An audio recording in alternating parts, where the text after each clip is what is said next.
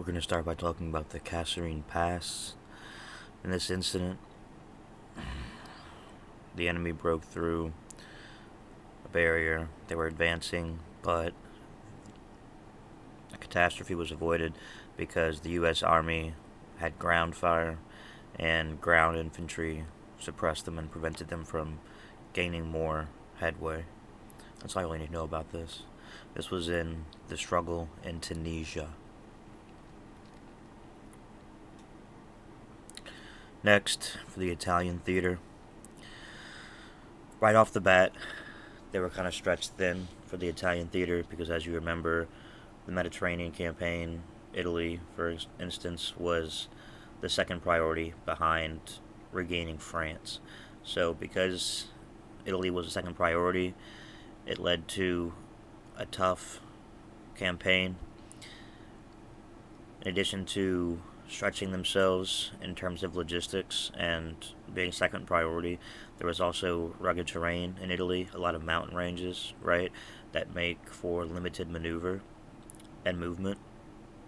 Also, the Germans occupying Italy were a formidable foe. So for all these reasons, the Italian theater for this campaign started off with some challenges.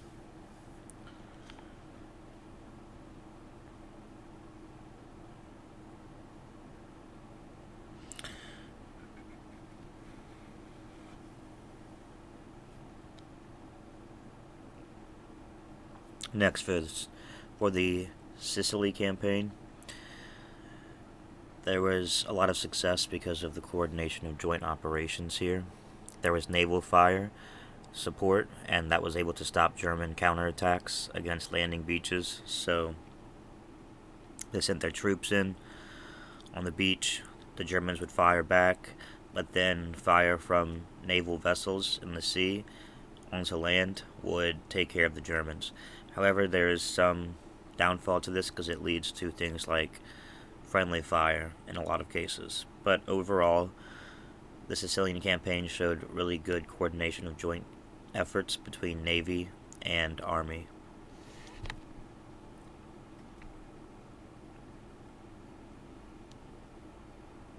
And because of this, the Germans failed to push the Americans back into the sea whenever they landed on the beaches in Sicily.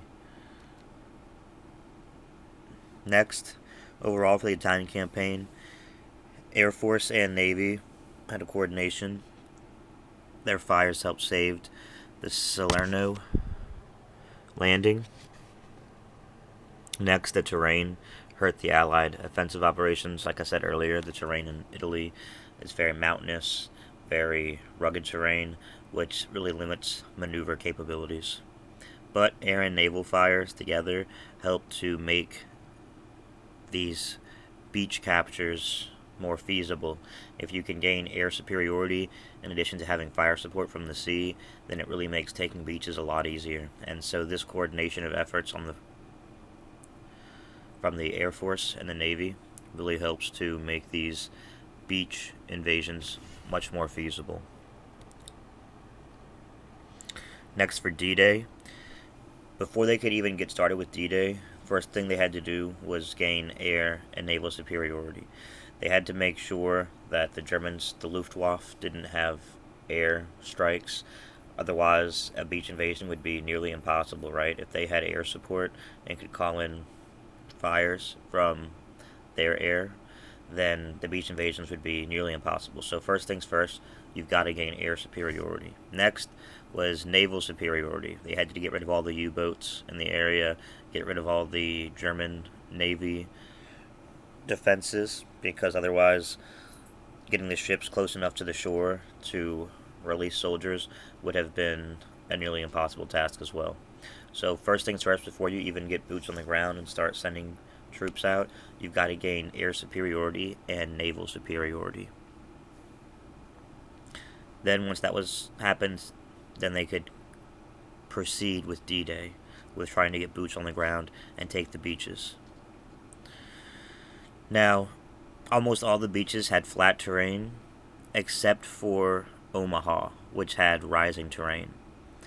To make things even worse, at Omaha, U.S. airborne divisions did not support the invasion of Omaha Beach. The reason why, the whole reason they even included Omaha Beach was because it's like a tumor, right? You have to get rid of every single cell.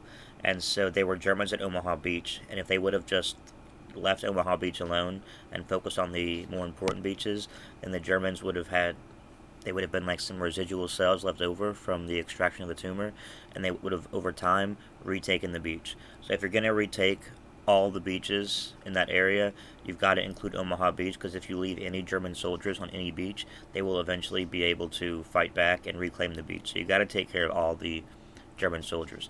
But the reason that airborne divisions didn't focus on Omaha Beach was because it was more important that the airborne divisions take care of the beaches that were closer to mainland and inland, and also to help set up lines of communication and also avenues of approach into the mainland where the Germans were occupying France, because that would have led to a more decisive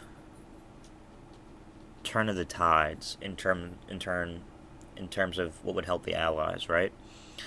So Omaha Beach was the farthest away from the mainland, but it had to be taken care of, because if they would have left Omaha Beach alone, then the Germans would have eventually had a foothold and would have been able to fight back and reclaim the beach. So first you got to completely take the beach, all the beaches in the area. Then once all the beaches have been taken, then you can advance forward into the mainland and deliver the most decisive blow and liberate France.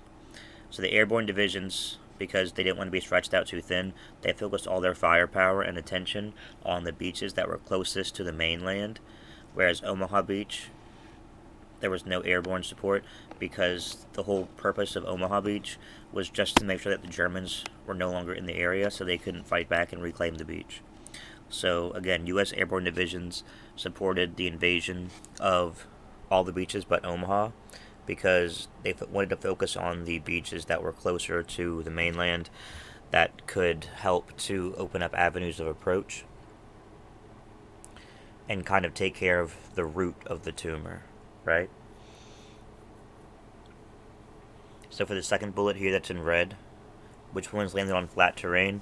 All beaches landed on flat terrain except for Omaha. We talked about that. The whole purpose of having Omaha included here again was that the distance between Omaha Beach and the British beaches would be too great. That's another reason, right? So they had to focus on Omaha, because if they didn't take Omaha, then there'd be a lot of terrain in between the U.S. forces and the British beaches. Because that distance would be so great, if they would have left that gap open, the Germans would be able to isolate the Allies from the Americans. So they had to kind of bridge a gap between where the U.S. was and where the British were. If they would have left that gap at Omaha Beach open, then the Germans could essentially cut off lines of communication between the United States allies and the United States themselves. You don't want to leave that gap there. You have to close the gap and establish a line of communications between the United States and between the British forces. So that way you've got one continuous line of all the allies together along the shores of Normandy.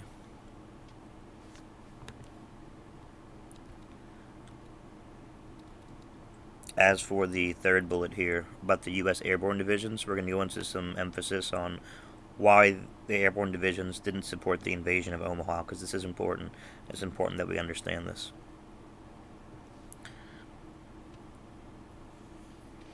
Only one other air division, the British 6th Division, landed, and it was to support the British Sword Beach. As for the Americans, Utah got more airborne support, and Omaha got none.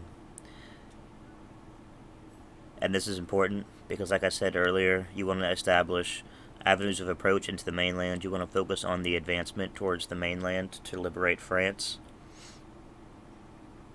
Also, taking Utah Beach was more important for another reason, because if you took Utah Beach, you could establish a port, an entry point basically for supplies and logistical support and funneling more troops into the area.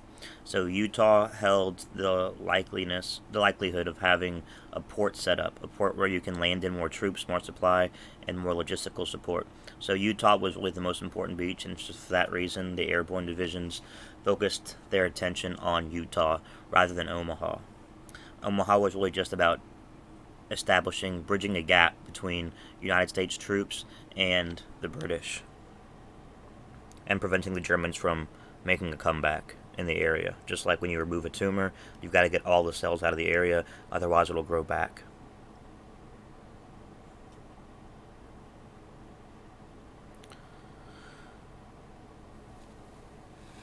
Also, keep in mind that time was of the essence here, and so by focusing all your firepower on Utah, you can quickly establish an avenue of approach into the mainland, into France, and they wanted to liberate France very quickly, so you want to establish all your firepower from air support at the most decisive point, right? That's the principle of mass. And so focus everything at Utah, basically. Once Utah is taken care of and secured, then you can press quickly into mainland France and quickly take France.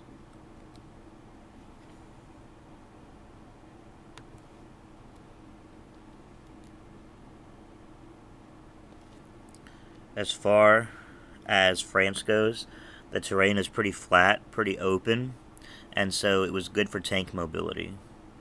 So the terrain helped them out. However, that's also a double-edged sword, because good for tanks means that it's also good for German tanks too. But then, as you get closer to the German border, you come across more obstacles. The terrain becomes less friendly along the German border, especially with how many rivers there are, particularly the Rhine River. This led to an obstacle. How do you cross all these rivers that are heavily guarded in order to get into Germany once you're plowing through France? There's also the Ardennes Forest, which is heavily forested and limits maneuver of things like tanks and vehicles.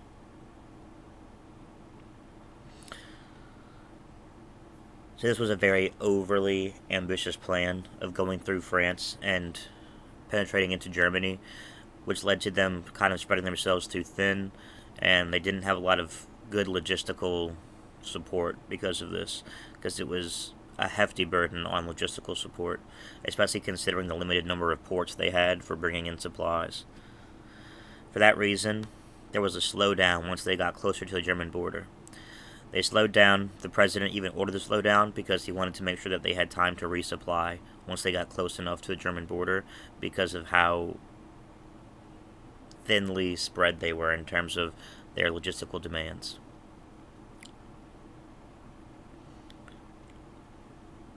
So it's important to emphasize here, it's in the notes,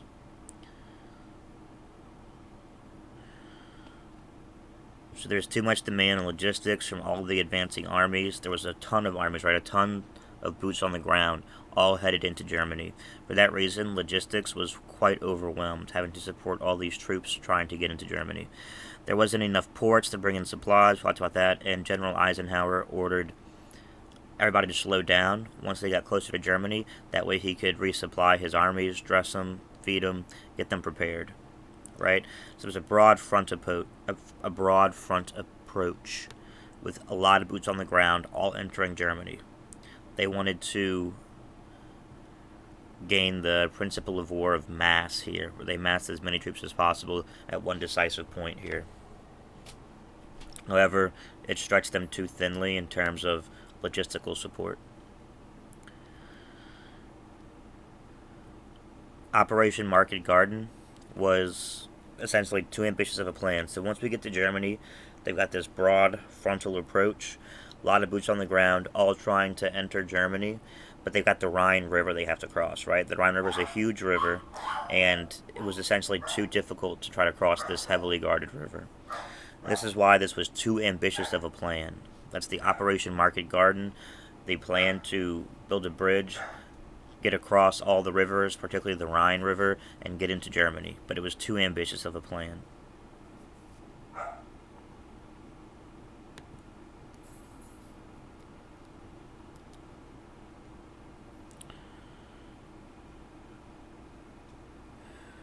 As for Antwerp,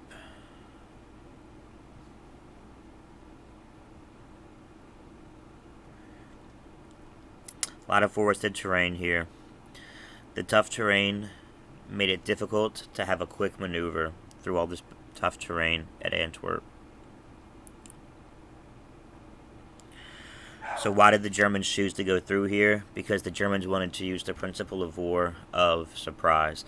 They figured that if they went through this heavily wooded, difficult terrain, the Allies wouldn't expect it. Because you'd have to be crazy to go through there because terrain is so difficult that it would slow you down, and it would be a hell of a campaign trying to go through all this forested area in Antwerp.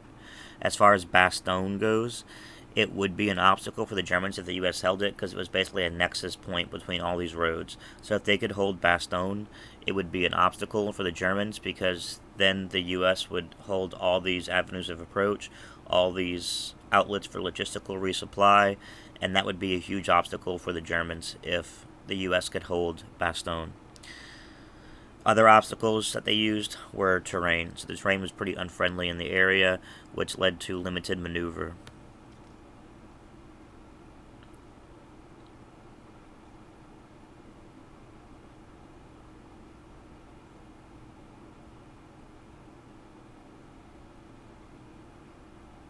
So just like with the Germans' invasion of France, they chose to go through a heavily forested area because although it was more difficult for maneuver, it is what the Allies did not expect. And so they used the principle of war of surprise by going through all this heavily forested area. What's also testable here is that, like I said, Bastogne was a crossroads town. It was a nexus point between all the roads coming together, which means that if they would have held it, they would have held all the avenues of approach, they would have held all the lines of communication, all the ability to resupply with logistics. And for that reason, if they would have held it, it would have become a big obstacle for a German advance. If they would have held the nexus point for all those roads coming together. Next, for the third bullet, other obstacles. Just realize that the terrain was pretty harsh in this area in terms of limiting maneuverability, and that helped to disrupt and slow down the Germans advancing through this area.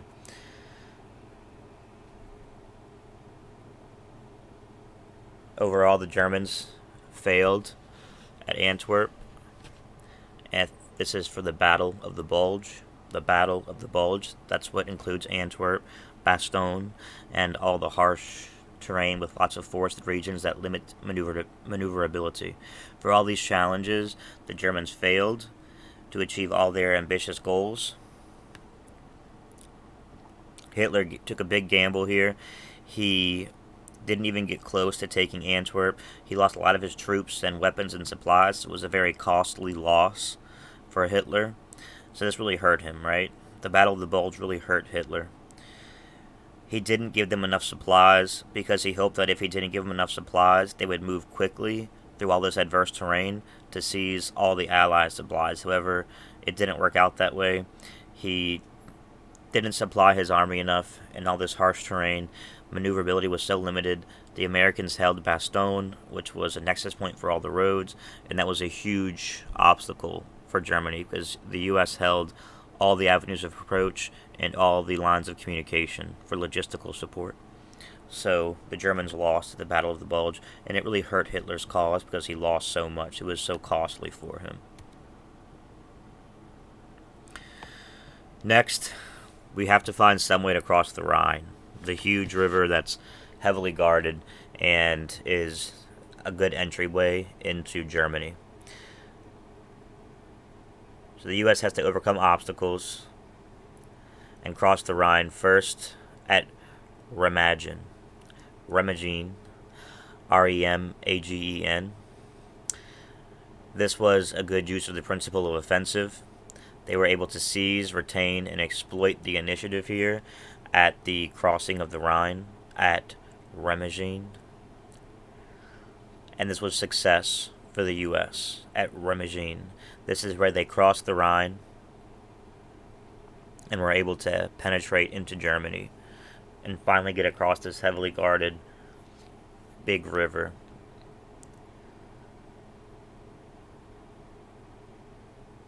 So Remagen, really important concept here. Understand that this is where they finally were able to cross the Rhine River and establish an ideal entry point into Germany.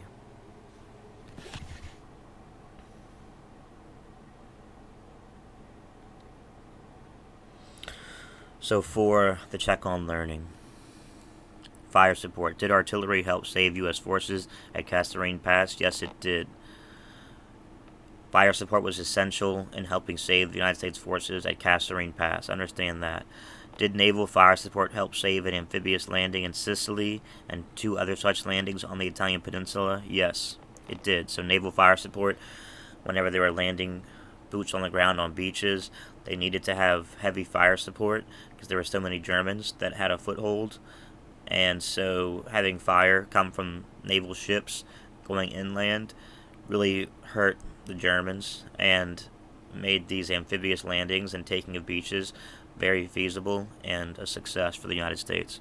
As far as the D-Day landings go, the Allies needed to first establish air and naval superiority before they could even attempt to land boots on the ground and get an invasion force to try to take the beach. If you have air, if you have the German Luftwaffe in the air, if you have German U-boats and their naval superiority in the area, it would be an impossible task trying to get ships close enough to the shore to send people in to take the beach. So first things first, you've got to take out German air support and German naval superiority before you get to D-Day. We did that, then we got to D-Day. Airborne drop zones did not support all beaches. Omaha did not have airborne support, even though it was an uphill battle, because Omaha was also the only beach where they had to go. Terrain was rising as you go farther inland at Omaha. As for the other beaches, it was not an uphill battle. As far as they say, did all beaches have hilly, easy to defend terrain? If we go back, you can read about what they said about the terrain on each beach.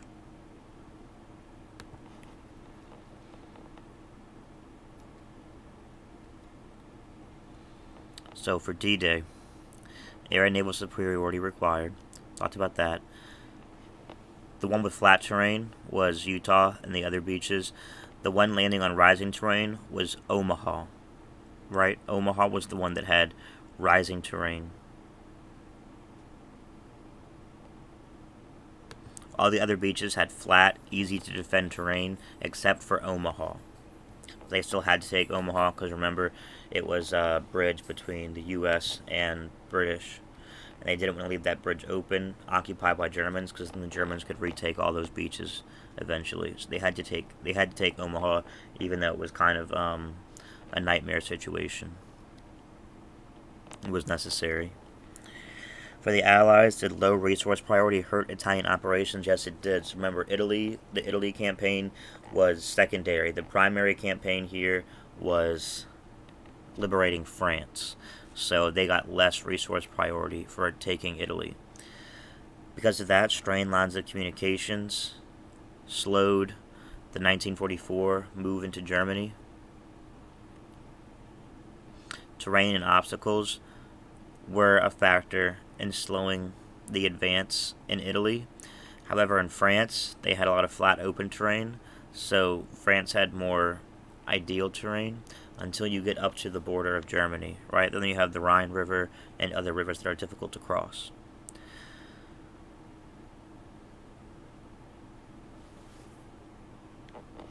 As far as the Operation Market Garden goes, the Germans' Ardennes attack. So the Germans' Ardennes attack was when they were penetrating through heavily forested terrain, which everyone figured wouldn't happen because it was too difficult to maneuver through, especially for vehicles like tanks. But the Germans chose to go through the Ardennes because the Allies wouldn't expect it. As for Market Garden goes, remember that was an overly ambitious plan where they had to try to get into Germany. They had a broad frontal attack. Everyone was trying to cross all these rivers, but it wasn't very successful for the Allies. And then for the U.S. forces at Remagene, the U.S. forces at Remagene were successful. They were able to overcome obstacles, and they did exceed their aims. So The U.S. forces at Remagene were successful, Market Garden not so much, and the Germans' Ardennes attack was successful, and they exceeded their aims.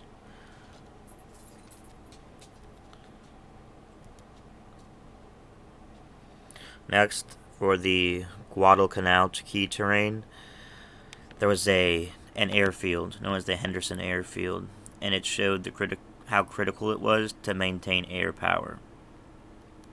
So just know about Guadalcanal. As for the terrain, there was an airfield, and it showed how critical it was to maintain air power. So the takeaway here is that air power was critical to success in the Pacific Theater.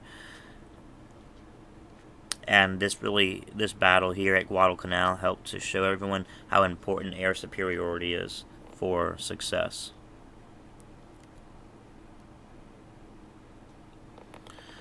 As for Bruna, Bruna, the Allies took Bruna, but it led to a lot of frustration.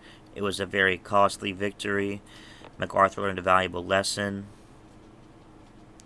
He went after a more heavily defended region, one that was harder to take, and for that reason it wasn't very efficient because he had to spend so much effort and time trying to take Bruna.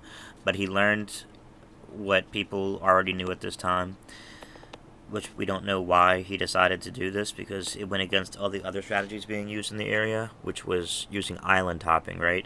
You want to focus on getting as many of the weakly defended islands taken care of first as you can before you start maneuvering against highly defended areas that are more difficult. So do island hopping. First focus on all the islands that are weakly defended before you move on. Gain as much territory as you possibly can before you go up against the heavily defended areas. Like Buna. They attempted a turning movement at Leh, which was assisted by the Battle of Bismarck at sea. The Battle of Bismarck is important because it helped to isolate an airfield objective, and that ensured that it was less well defended. Right, so the Battle of Bismarck Sea is important. They're going to ask about it later. As for what's important from this slide, we can read these notes here. It helps to understand what was most important.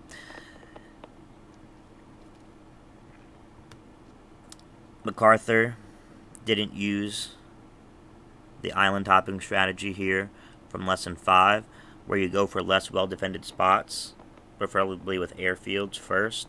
He went up against Bruna, which was heavily defended and a very ambitious task. He bit off more than he could chew. So you want to do island hopping, right? You want to focus on the less well defended islands first before going up against a place like Bruna. As for the fourth bullet here, the turning movement at Leh, MacArthur ensured that Leh remained less well defended when his land-based bombers, they had bombers that were land-based, and they sank a Japanese troop ship convoy in the Battle of Bismarck. So what's important to note here is that a land-based bomber sank the Japanese troop ship convoy in the Battle of Bismarck at sea, which helped to isolate an airfield objective and ensure that Leh remained less defended by the enemy here. Next, as far as island hopping goes in South and Central Pacific, they did a lot of amphibious assault tactics. They had good use of principles. They used security, surprise, maneuver, firepower mass, and we're going to talk about each one and how it was. So they used air and naval forces together to isolate territory, which led to security. It was safer if they could isolate territory. That way, the enemy couldn't get lines of communication in, they couldn't get logistical support. They were basically sitting ducks, and that made them more vulnerable. So they established security by coordinating air and naval forces to clear air superiority, and gain naval superiority. That way, it was more feasible to put boots on the ground, right? They used feints and deception, which led to security and also surprise. So surprise, they're using strategy here to confuse the enemy. They're not being predictable, right? And they're setting up security by having really successful campaigns throughout this island hopping. They would also occupy nearby islands for fire and other supports. So another advantage of island hopping and taking over small islands first and less defended islands is that you can gain more territory, right?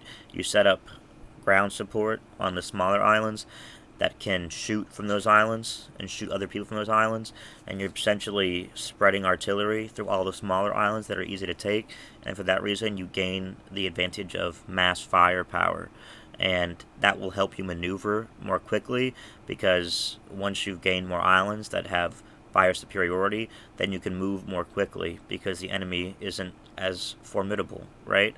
Also, more security because the more small islands you have with artillery set up there, the safer it is because the more eyes you have on the enemy, the more likely it is that you can maneuver without having to worry about fire from the enemy.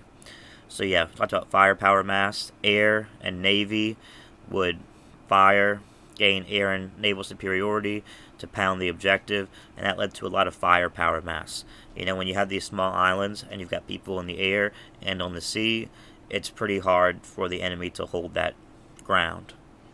So that's firepower mass. Then finally, they had well-timed assault waves where they used infantry, landing crafts, amphibious tanks, and logistical support to seize objectives. Again, we have mass being used here. So it's a lot easier to overwhelm all these small islands, and the more small islands you have, the more security you have, and the easier it is to maneuver. That's why island hopping and taking care of smaller, lesser defended islands is a better strategy than going up against places like Burna.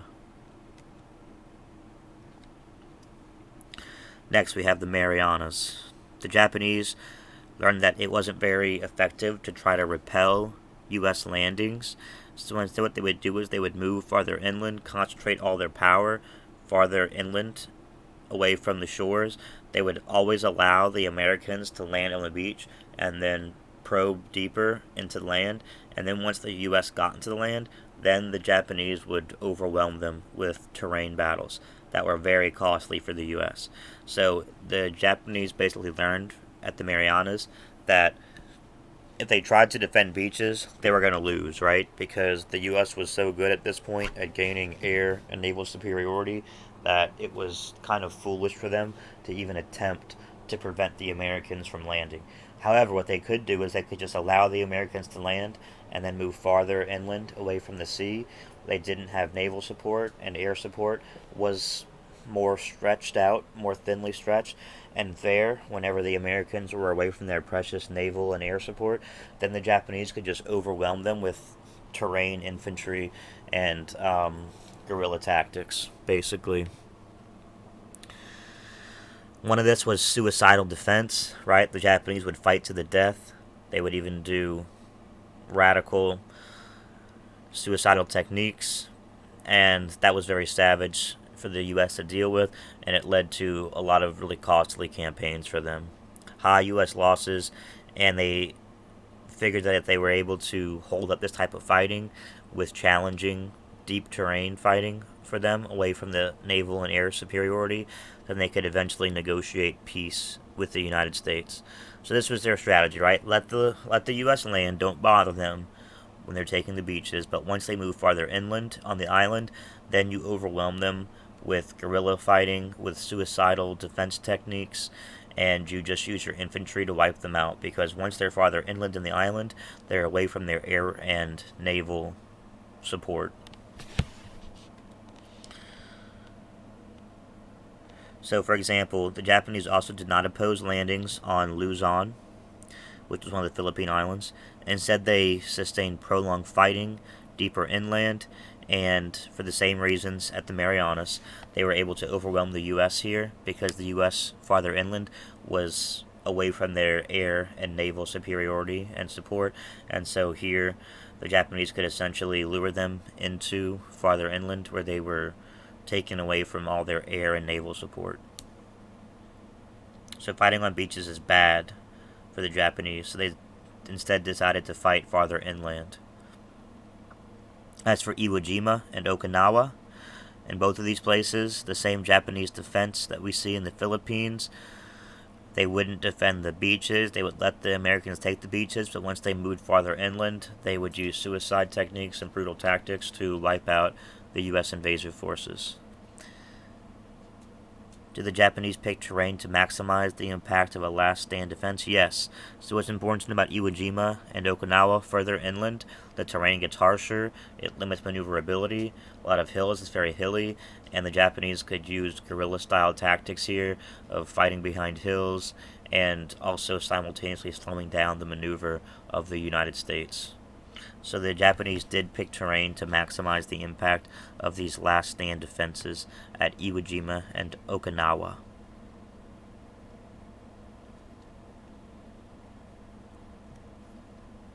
So they picked favorable terrain to defend.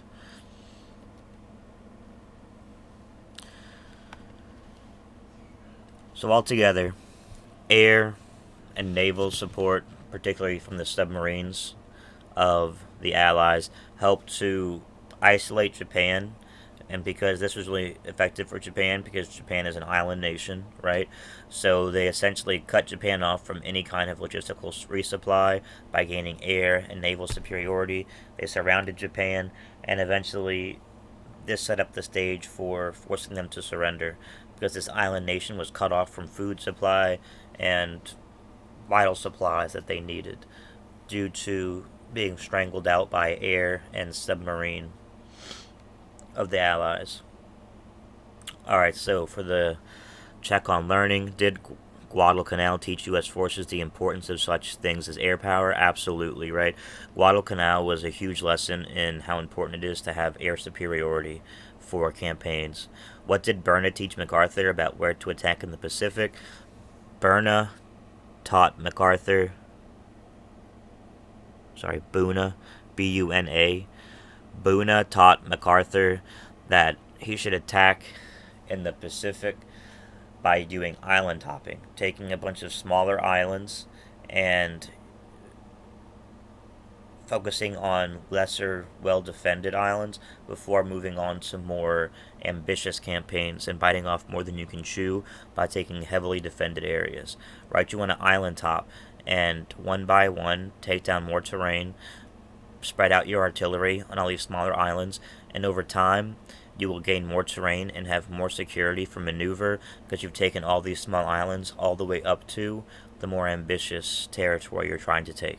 So using island hopping first is what he learned from Buna, B-U-N-A. Next, for the Battle of Bismarck Sea, did it show how U.S. air power could isolate island objectives? So, yes, U.S. air power could isolate island objectives, but remember the Battle of Bismarck Sea, they had land-based bombers that took down a Japanese vessel, and that helped to make sure that this air support was less defended, this landing pad, right? That's what the Battle of Bismarck Sea was about. Then, were air and submarine campaigns able to isolate Japan itself? Yes. Yes, air and submarine campaigns were able to isolate Japan itself. Next, to support island landings, did U.S. commanders use mass, surprise, security, and maneuver? Absolutely. So part of island landings, right, when you're island hopping, you use the principle of mass because you're putting forth the least amount of power where it's needed. All these smaller, lesser defended islands, you can efficiently take them, right? You won't be spreading yourself too thin. You won't have a lot of costly victories. So you can use mass effectively if you take all these smaller islands first. Surprise, they did use surprise by doing a lot of feints and strategies to confuse and trick the enemy. They also use security by setting up artillery on all the smaller islands and surrounding smaller islands. That way you have more fire support, making it a lot safer for maneuver of your own forces, and of course it assists with maneuver also, right? Then, did the Japanese oppose the U.S. amphibious landings at Luzon and Okinawa? No, they did not oppose the amphibious landings. Remember, the Japanese were allowing the United States to land at these beaches, but then they would wait deeper inland and they would use terrain to their advantage and defend strategic terrain. That way, once the U.S. was far enough away from naval support and air support, the Japanese could imposed a lot of challenges on them because their maneuver, not only was their maneuver slowed down by the terrain, but also they didn't have support from air superiority and naval superiority near the beaches. So the Japanese found this was a much better strategy to use than trying to defend beaches and getting wiped out by United States air support and naval support.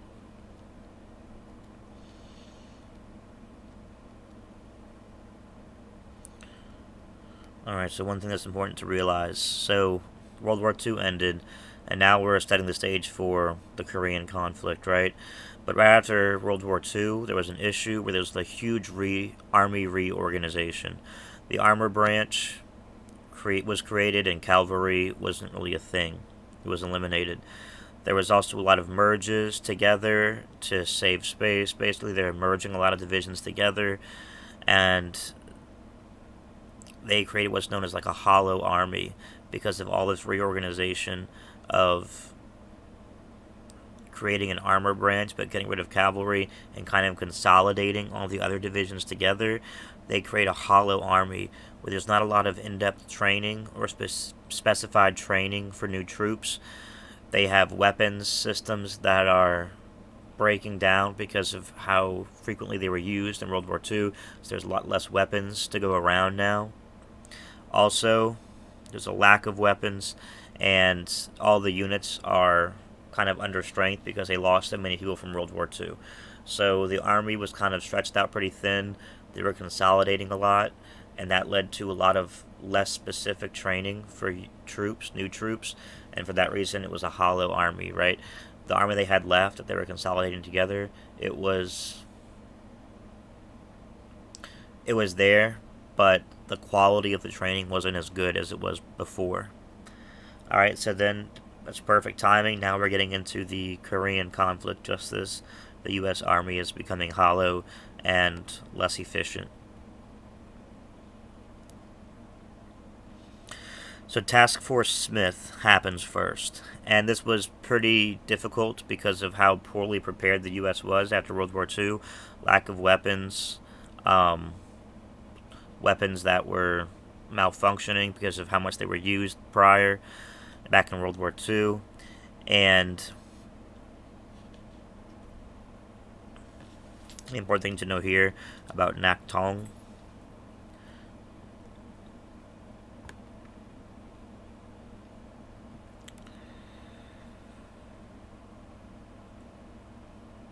At Naktung,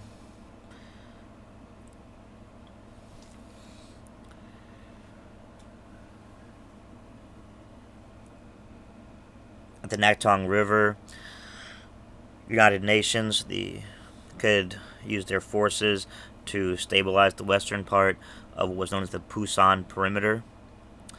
And because they could stabilize the Pusan Perimeter right here near the Naktung River, they were able to finally stop the North Korean invasion at the Pusan Perimeter, thanks to Task Force Smith. However, being pushed back this far before they were able to successfully stop the North Korean invasion,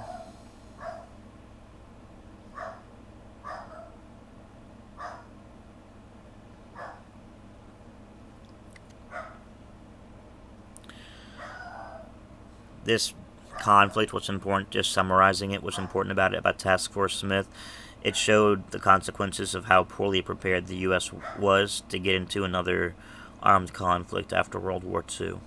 They were pushed all the way back to the Naktung, all the way to the Pusan Perimeter, but they were able to hold the Pusan Perimeter, and this is where the North Korean invasion was stopped.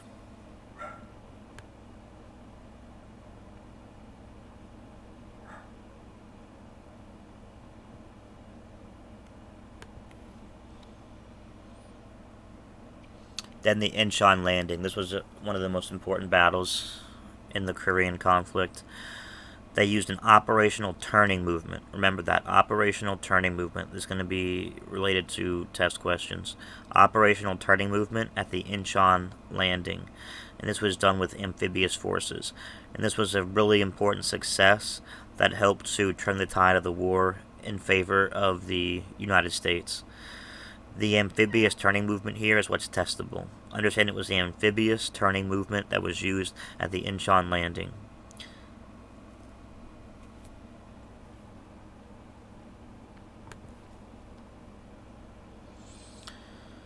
As for the change in war aims, they wanted to, at this point, advance quickly into North Korea and unify all of Korea quickly. So after Incheon, they changed their war aims. Now they wanted to be more proactive, more aggressive, and they wanted to advance into North Korea and unify all of Korea together. However, this was a very rushed advance, and it used split ground forces. The ground forces were split up, kind of spread out pretty thin, and that really strained logistics because logistical support had to cover more terrain, more area, and all the ground forces were split up, not all together, not homogenous. It was more of like a heterogeneous spread out of ground forces. MacArthur was overly confident, and he had a lack of awareness of what was going on in the area with his enemy, and he also split up his ground forces. So this is some reason why this conflict didn't happen so smoothly for them. What's important to know here is that the Chinese were conducting probing attacks against the United States, and they broke contact when they assessed just how formidable the United States was as an enemy.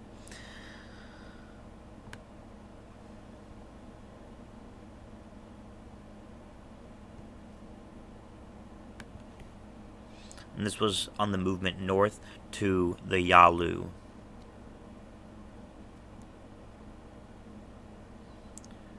So how did Ridgway stop the Chinese and push them back into North Korea? He improved the army's morale. He was very present on the battlefield, and he encouraged his commanders to do the same. When the soldiers can see their commanders and leaders actually out in the field helping, it helps to boost morale. That was a lesson that they learned here, right? It restored the offensive spirit and success. Also, at Ridgway, to stop the Chinese, they exploited firepower mass. The Chinese were mobile, and they had certain gaps in their lines that the United States could exploit, and they did exploit those gaps. They filled in those gaps that the Chinese army left open in these defensive lines they were setting up, and they massed the most amount of firepower in those weak spots, basically, where the Chinese left gaps open in the area they were defending. The U.S. filled in those gaps, concentrated their firepower there where they were weak, where the Chinese were weakest, and they were able to slow down the mobility of the Chinese and really hurt the Chinese very badly here. That's what Ridgway did to stop the Chinese and push them all the way back into North Korea. Also realized that Ridgway improved army morale and restored offensive spirit and success. Next thing happens is that President Truman fires General MacArthur because MacArthur made some statements that expressed that he wasn't listening to the president, and that made the president look bad, like the general was unwilling to support what decisions the president was making, and Truman fired General MacArthur because of that.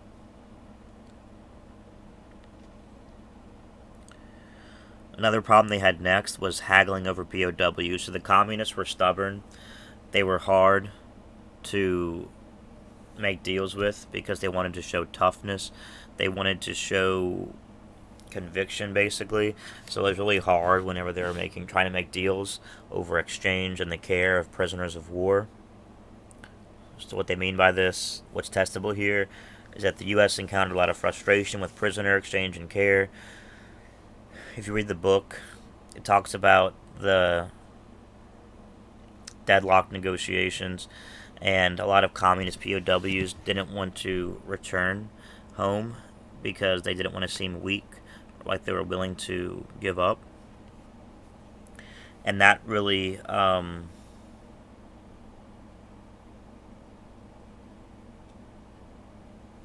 helped with the communist propaganda that they wanted to enforce solidarity and show that they still had legitimacy in resisting, because they didn't want to leave the POW camps, basically. They didn't want to settle peace terms with the UN. They didn't want to seem weak. The communists also retaliated by ordering riots in the POW camps.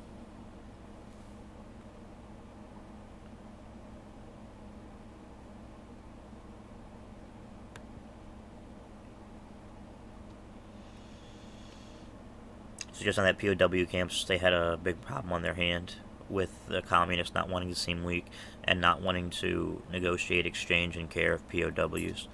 Then the United States and UN limited offensive objectives at this point. The United States realized that they were probably going to be able to come to a peace settlement, so they didn't want to go and do a lot of aggressive, ambitious campaigns, because that would lead to the loss of more American life, and the war was already pretty unpopular back home. And at this point, they realized that it was only a matter of time before they got what they wanted, so they realized there was no point in really wasting American lives by being aggressive and trying to take more land. So instead, they focused on defending the terrain they already had. They didn't want to go after more terrain and lose a lot more American lives, because they realized that the war was winding down already, and they already lost a lot of support at home because of how long this war was going and how much it was costing in terms of American lives and how much it was costing the United States overall. So expecting peace to happen eventually, and they wanted to minimize casualties in the war that was already unpopular at home, the U.S. commanders limited offensive operations, and they're more focused at this point on just defending terrain. This was from 1951 to 1953. They were just defending the terrain they already had instead of going after more. For check on learning, did the Army reorganize after World War II? Yes, they did. They did a lot of consolidation of branches. They made the armor branch bigger, and they got rid of their cavalry. And because they were consolidating so much, it led to what was known as a hollow army, where there was less quality in the training. People weren't being trained as specifically for their jobs, and a lot of people were kind of incompetent. They had a hollow, unprepared army. Also, they lost a lot of weapons from World War II, so the army was kind of reorganizing, and it wasn't ready to get back into a conflict just yet.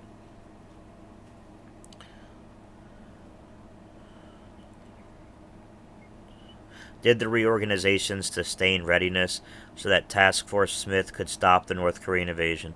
So Task Force Smith showed just how unprepared they were after the reorganization of the army, but it did they did stop the North Korean invasion after they were pushed back to that river. So if we go back and read about Task Force Smith, I can study why it was so important.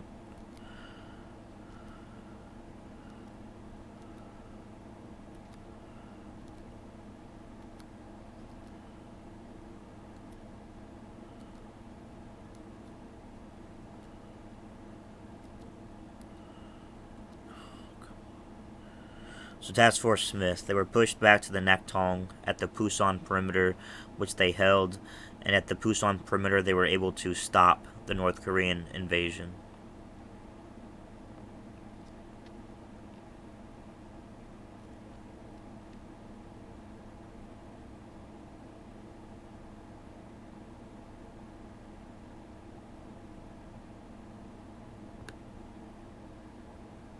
So, what's important to know about Task Force Smith, after the Hollow Army theme, where people weren't trained as well, they didn't have a lot of weapons, this was the first and most notorious battle in the Korean conflict. They were unprepared, they were undermanned and under-equipped, so it didn't do well.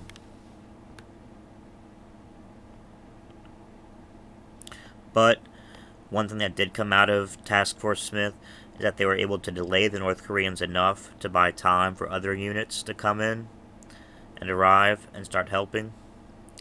As far as the third bullet goes, the map shows the Naktong River line the UN forces used to stabilize the western part of the Pusan perimeter, and that finally stopped the North Korean invasion. So even though Task Force Smith was kind of a disaster, they got pushed back because they were unprepared. They were able to hold down at the Naktong River, establish the Pusan perimeter, which eventually stopped the North Korean invasion. But before that, Task Force Smith was a disaster, right? It was the most notorious battle in the Korean conflict because of how poorly it went for the United States.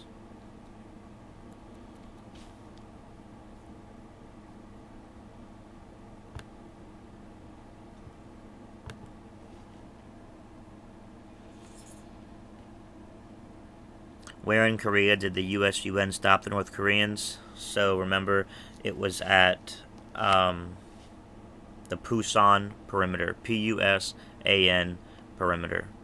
Again, if we go back to that slide we just looked at,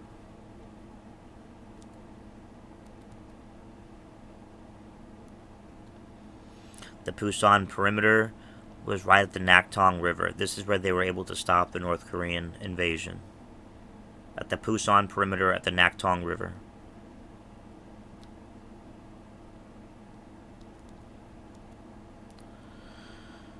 By what maneuver means did the US-UN take Incheon? So remember, Incheon was taken using a turning maneuver from amphibious forces.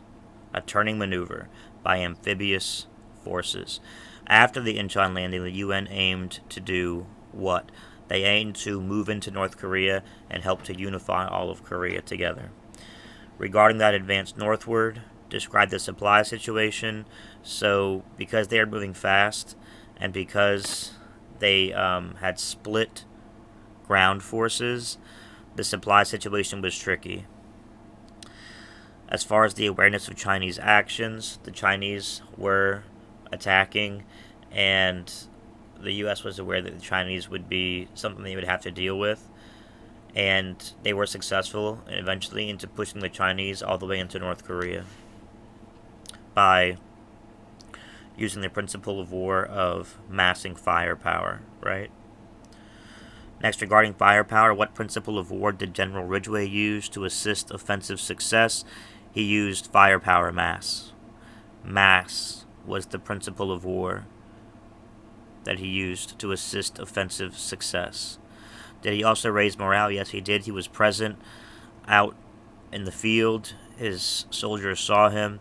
He influenced his commanders to do the same, and he was able to help raise the morale and get the soldiers more excited about taking land and gaining momentum and being proactive in Korea, basically.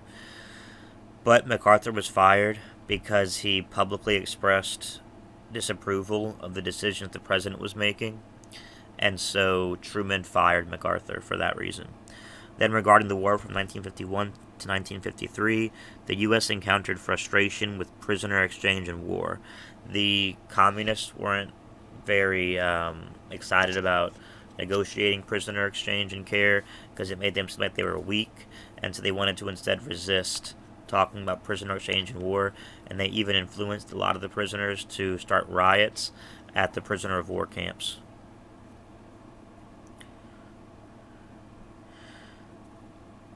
Next, did the U.S. undertake big ground offensives to gain much territory for South Korea?